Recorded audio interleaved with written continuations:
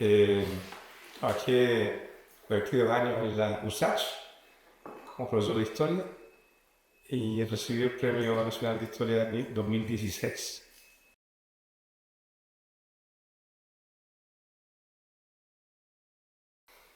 Si me hubiera hecho esa pregunta la semana pasada, mi respuesta habría sido distinta.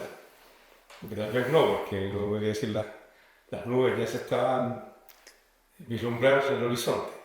Creo que bien triste, creo, que estemos cumpliendo estos 50 años en un contexto en el cual aparentemente una mayoría importante de la sociedad chilena eh, no le interesa mayormente conmemorar o analizar o recordar estos hechos, porque de alguna forma u otra lo que ocurrió en la elección del domingo indica que el pinochetismo sigue vivo y fuerte. Eh, entonces, la primera sensación que yo tengo es de pena, porque lo que podría haber sido un momento para, no digo iniciar una rememoración, porque esto lo hemos estado haciendo eh, casi desde el momento mismo del golpe y sin duda desde el inicio de la transición. Pero sí, 50 años es una fecha como bien simbólica para hacer un balance, recordar lo que ocurrió ahí, por qué ocurrió, qué consecuencias tuvo para nosotros como país y cómo evitar que vuelva a ocurrir algo similar. Esas expectativas de alguna manera se ven relativizadas o cuestionadas por lo que pasó en las elecciones del domingo pasado. Entonces, yo partiría por ahí. Ahora, haciendo abstracción de eso, lo que me pregunta aludía al contexto actual, por eso parto por ahí. Eh, o sea, el golpe de Estado del 73 fue una fecha, eh, uno de los mayores puntos de inflexión que hemos tenido en la historia de Chile contemporánea, y me refiero, digamos, desde 1810 para acá, en uno de los grandes quiebres de nuestra historia. Eh, y fue un quiebre muy doloroso que trajo mucho sufrimiento humano, mucha pérdida de vida, mucha eh, represión, pero además fue la destrucción no solo del sueño de construir un Chile socialista, que fue lo que de alguna manera potenció la experiencia de la unidad popular, sino que también lo que había sido la trayectoria histórica nuestra en los años 20 del siglo XX. Por eso digo uno de los grandes quiebres de nuestra historia. Y lo que ocurrió después fue una transformación radical usando terminología marxista obsoleta, no del modo de producción capitalista, que existía antes y que existió después, pero sí la modalidad específica del capitalismo en el cual nos toca vivir. Y en ese sentido a mí me da entre risa y rabia cuando la derecha dice no podemos permitir que la izquierda levante proyectos refundacionales. O sea, lo refundacional es, por definición, un pecado. ¿Qué más refundacionales que ellos? O sea, ellos efectivamente refundaron Chile al gusto, digamos, y de acuerdo a las prioridades y a los intereses de ellos mismos. Entonces, por supuesto que ahora no les interesa que eso se vuelva a refundar, porque les gusta lo que existe. Eh, pero, o sea, me hablamos a nosotros de refundaciones. ¿No? Entonces, eso, creo que es bueno, o no, más que bueno, es necesario eh, volver una vez más a aquilatar lo que significó el quiebre de 73. Eh, no solo para quienes sufrieron en carne propia, digamos, no, los golpes de ese momento, de esa coyuntura, sino para lo que ha significado para el conjunto de la sociedad chilena, lo que se empezó a construir a partir de ahí y que, como quedó demostrado la semana pasada, o el domingo pasado, ni siquiera la semana pasada, que sigue muy vivo, ¿no? Presente. O sea, seguimos viviendo en ese país. Eh, a pesar de todas las tentativas que se han hecho de modificarlo, de cambiarlo, seguimos muy instalados ahí y yo me temo que vamos a seguir ahí durante un poco tiempo más. Lamento con ustedes que esto le ha esta etapa, pero bueno, la historia no la elige uno a su antojo. lo menos todo.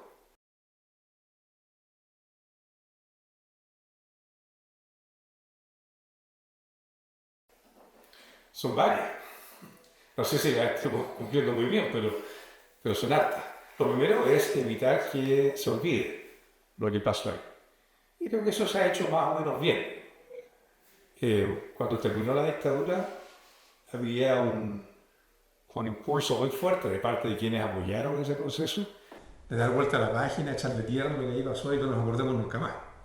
Fue difícil instalar a nivel de debate social amplio la necesidad y la urgencia de no olvidar, de volver atrás, de ver por qué se había producido esto, qué consecuencias tuvo, un poco lo que les contesté en la pregunta anterior.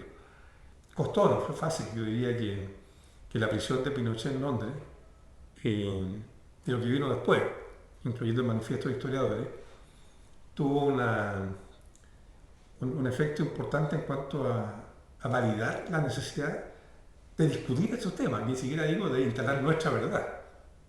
Y eso afortunadamente se logró, o sea, hemos estado discutiendo no solo al interior de nuestro oficio, sino en la sociedad en general, los últimos 30 años, diría yo, o 35 hemos estado discutiendo qué es lo que fue la dictadura, por qué se produjo, qué implicó, en fin, lo que ya les dije. Así todo, curiosamente, el trabajo de investigación historiográfica específica sobre la dictadura ha sido menor de lo que yo al menos hubiera esperado. Y sobre todo, con mucho respeto, no es mucho lo que las generaciones más jóvenes han hecho en cuanto a estudiar la dictadura en sí misma. Eh, Eso por un lado. O sea, creo que hay una deuda pendiente, parcialmente al menos, de investigación histórica relativa a dos periodos que el golpe de Estado separa. Unidad Popular, dictadura. Unidad Popular han aparecido más cosas en los últimos años, por eso la diviso, incluyendo un par de proyectos que ha encabezado mi colega Mario Garcés, tanto a conocer, digamos, ha pasado más de 50 años, entonces mucha gente ya ni siquiera sabe, o sea, menos se acuerda, menos entiende qué es lo que significó ese proceso. Entonces, bueno, que esto está retomando vigencia. Y, repito, la dictadura que sigue siendo un tema poco trabajado. Y por otra parte, segunda tarea, digamos, que nos corresponde y que creo que sí se ha asumido un poco mejor, el de disfrutar estos conocimientos, yo digo, los pecados que un poco ha cometido nuestro oficio, es de encerrarnos mucho en las discusiones entre especialistas. O sea, de hablar y escribir y leernos entre nosotros. Y voltar poco a la sociedad en su conjunto. Creo que la iniciativa de ustedes, como núcleo de historia de sociedad popular, apunta en el sentido contrario, en el sentido correcto, de sacar la historiografía de los claustros universitarios y llevarlo a la sociedad.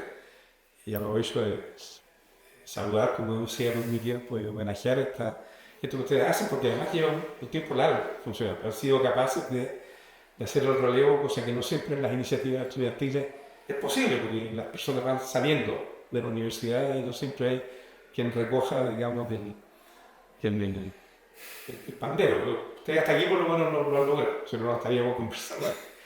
Entonces creo que hay ahí también una tarea de divulgación y de debate a nivel societal más amplio de estos periodos, que también nos corresponde parcialmente a nosotros asumir. Pero digo, creo que esto se ha asumido mejor, curiosamente. O sea, hemos sido más eficaces en divulgar que en investigar, lo cual genera una contradicción, porque tenemos que divulgar a partir de cierta base de conocimiento, que no es que exista en absoluto. Hay una cierta base de conocimiento, pero podría ser más voluminosa, mayor. Entonces, eso, o sea, investigar más, divulgar mejor, y estaríamos un poco más al debe en lo primero que en lo segundo, que es mi opinión.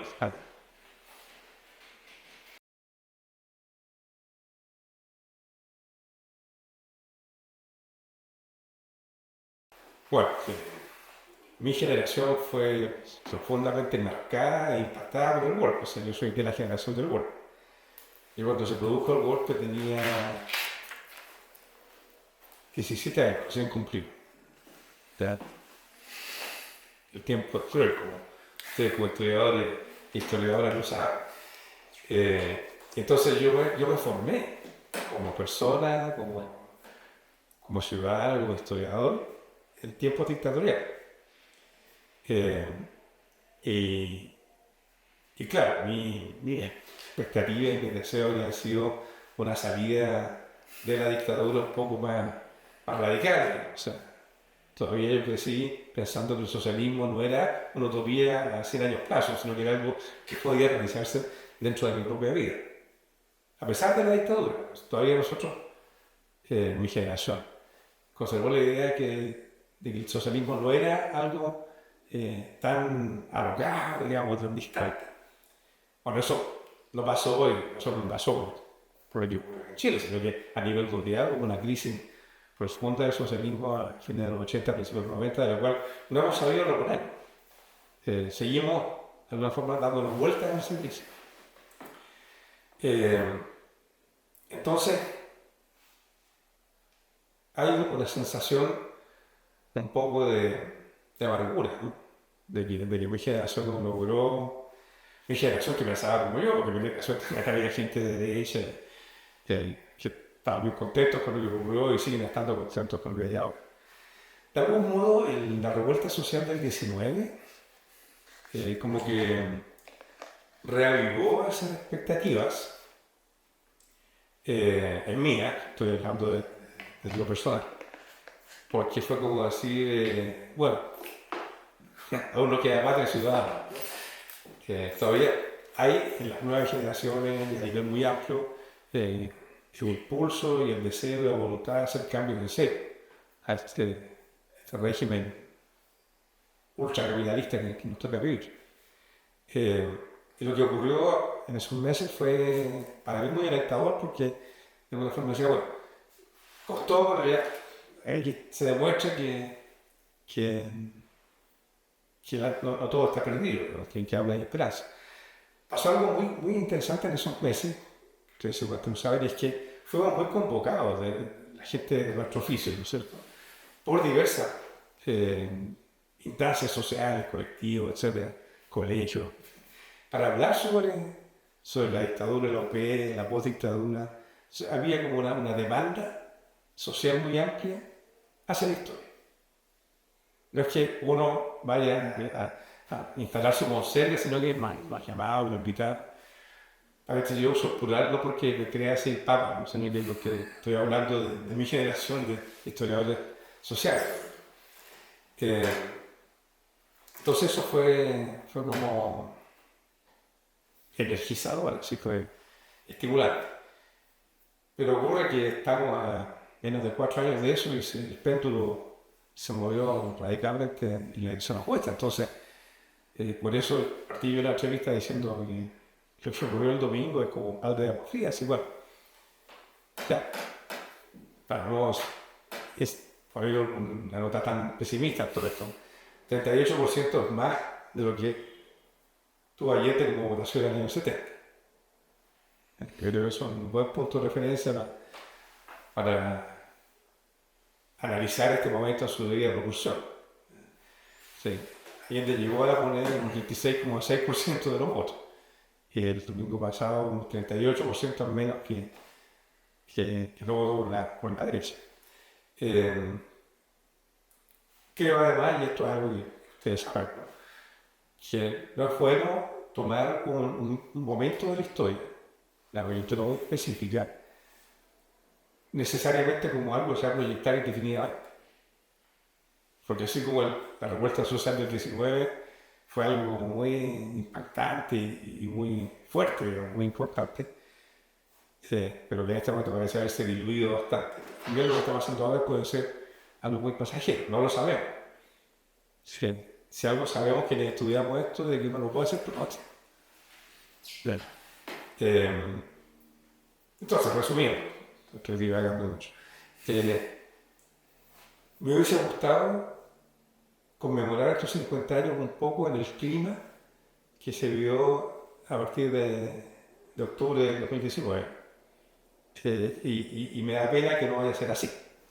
Pero eso también depende de nosotros. Yo hablo de errores que hemos cometido, de responsabilidades que no hemos cumplido.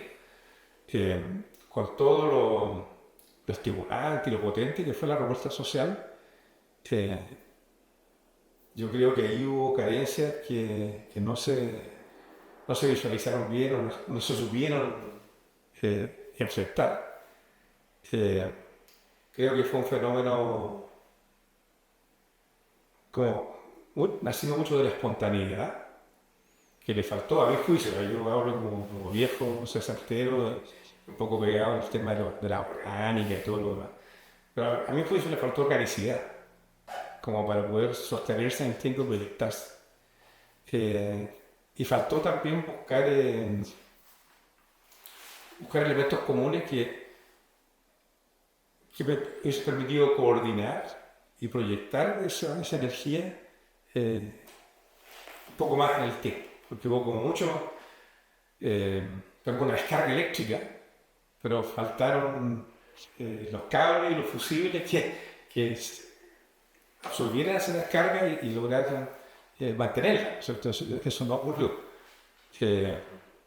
Y creo un poco por eso estamos lamentando ahora lo de lamentable. Y también un poco, y igual hay una responsabilidad nuestra, tomando el peso a la sociedad que somos.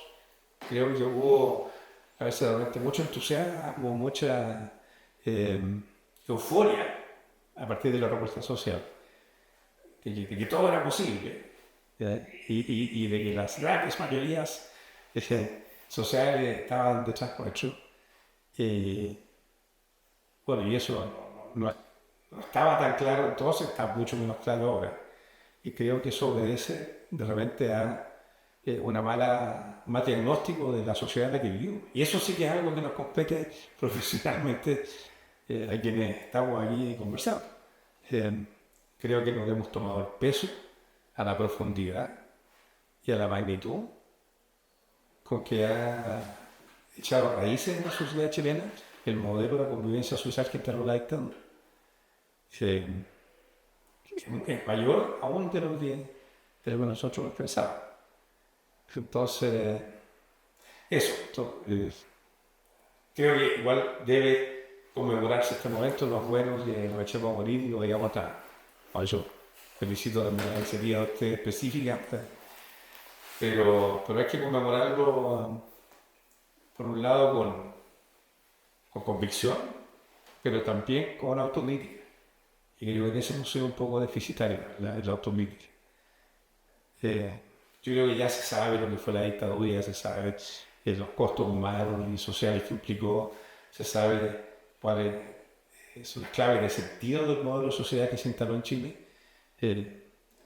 No sé si vale la pena seguir dando vuelta a eso, pero sí tal vez investigar por qué esto ha sido tan profundo y tan potente. Y por qué es necesario seguir recordando el 73 para tratar de armar una sociedad mejor.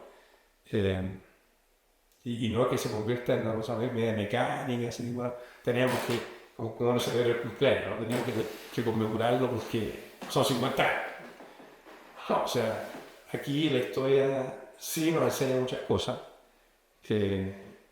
y es nuestro deber como cultores y cultoras de esta disciplina demostrar que sirven a eso, que no es que este sea un país que se inventó antes de ayer, y que todo lo que hay detrás no sirve de nada. Yo creo que si no somos capaces al menos de refutar esa idea, no, mejor cambiamos el oficio porque no estamos haciendo de controlados.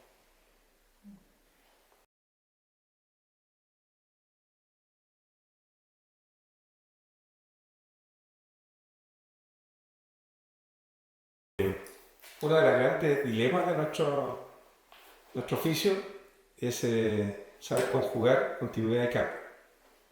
Están siempre presentes al mismo tiempo. Entonces uno la labor de uno es tratar de ver cuánto hay de continuidad y cuánto de cambio en los periodos que está estudiando. Porque siempre va a encontrar dos cosas. Y a veces prevalece la continuidad, a veces prevalece el cambio. Y en este caso, creo que ese contraste es particularmente importante porque efectivamente a partir del 73 Chile cambió. O sea, nosotros hablamos de la fundación, ¿no? Y no solo Chile, el mundo cambió. O sea, muchas de las cosas que nosotros pensamos que nos pasan a nosotros no más, hasta mirar un poquito más allá y nos damos cuenta que está pasando en todas partes. O sea, hay una refundación del capitalismo a nivel mundial. ¿Ya?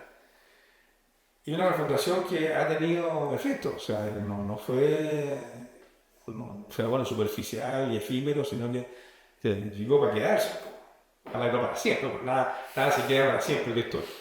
Pero por bueno, buen tiempo, lleva medio siglo, medio siglo años, no sé, ojalá que no. Y entonces la pregunta que uno se plantea, que tú te planteas, es ¿qué tanto sirven las claves sesenteras o del siglo XX para dar cuenta del mundo y el país que nos toca vivir ahora? Y yo pienso que claramente no tanto. O sea, los cambios han sido demasiado radicales como para pensar de que las fórmulas que nos sirvieron el 70 o el 73 siguen vigentes en el 2023.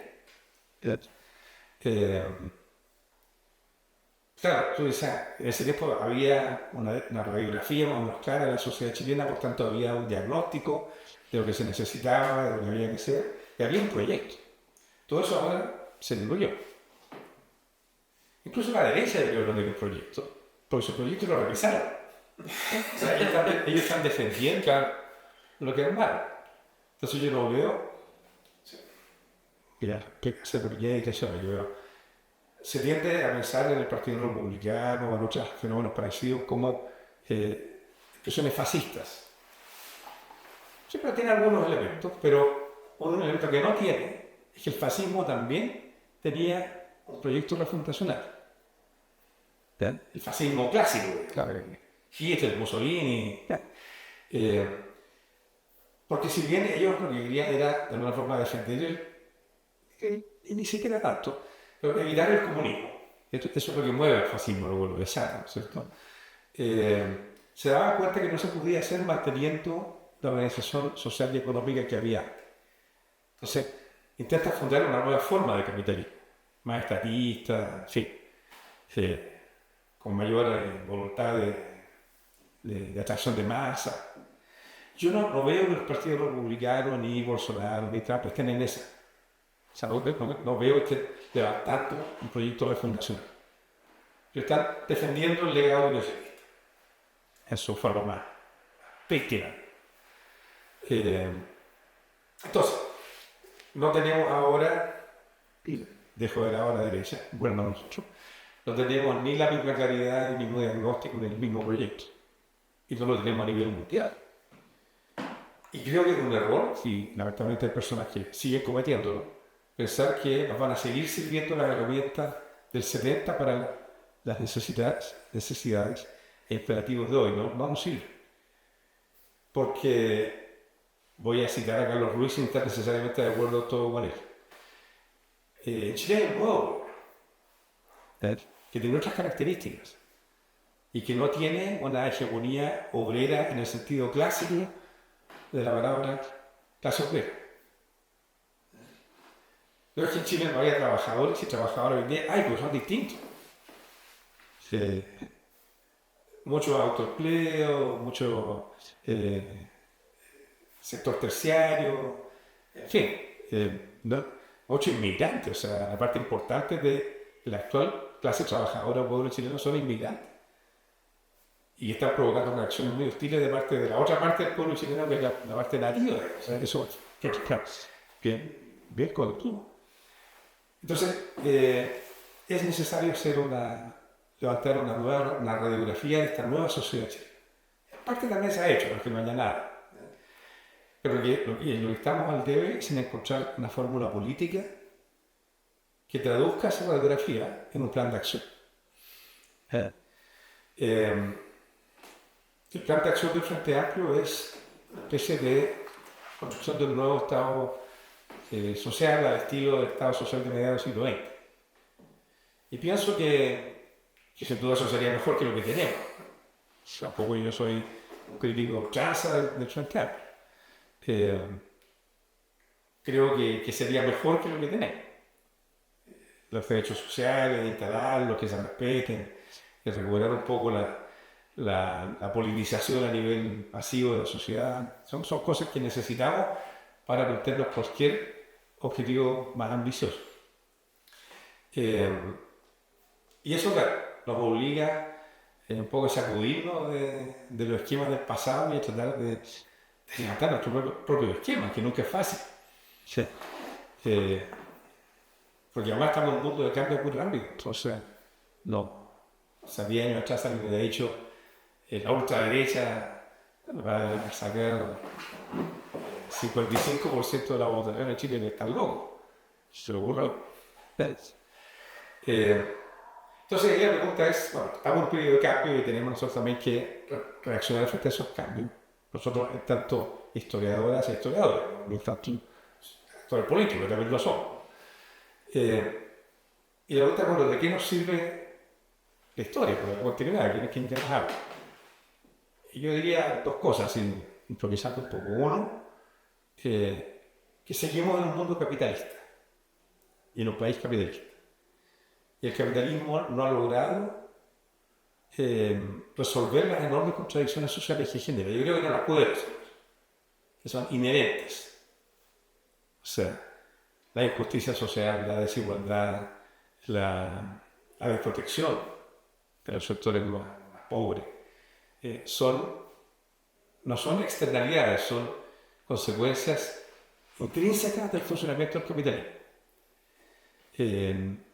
Que de alguna forma los estados de bienestar o los populismos latinoamericanos del siglo XX morigeraron como mecanismo de autodefensa, porque se dan cuenta que si no se corría el riesgo de la revolución. Pero sin cambiar el capitalismo como telón de fondo. Y el neoliberalismo lo que hizo fue barrer con esos colchones que se habían levantado e instalado y volver al capitalismo salvaje, tal como era al principio. Y eso sí lo conocemos, el capitalismo. No es sucesivas externaciones históricas que van cambiando, pero sí en sus características fundamentales. ¿Bien? Y eso sigue vigente. Eso no podemos perderlo de vista. O sea, ahí sí, tanto gente que hace historiografía, como decir, mire, aquí estamos hablando de un sistema que tiene 3 siglos de duración y que a pesar de que tiene la capacidad de reinventarse una vez conserva ciertos elementos de base que no han cambiado. Y si nos parece que esos elementos son negativos, la historia sí nos puede enseñar, digamos, cómo se puede cambiar. Yo rescataría eso, digamos, como un aporte del pasado a este ejercicio de puesta al día que necesitamos hacer. Y lo segundo es lo que les decía sobre la tabla. Si algo nos enseña la historia, es que nada es para siempre. Puede ser un consuelo de tontos, pero un consuelo al fin y al cabo. Pero que eso tampoco ocurre espontáneamente. Que para que las cosas cambien, las personas tienen que actuar. Entonces, sin acción, sin movilización, no va a haber cambio. Porque son muchas más las fuerzas, incluso de inercia, que empujan a favor de que las cosas sigan como están, que las cosas cambien. Entonces, para romper esa inercia se necesita una fuerza mayor. Y eso implica que las personas sigan pensando que este es un sistema injusto, que es un sistema inhumano y que algo tenemos que hacer para cambiar. Lo que implica que sea amante, entender bien en qué mundo nos estamos moviendo, qué es lo que hay que hacer para cambiar y cambiarlo. ¿Por qué? O sea, que vamos a levantar como reemplazo de lo que es. Y eso es lo que tampoco está muy claro. Si pasar dos cosas nos sirve lo que hacemos, lo que estudiamos.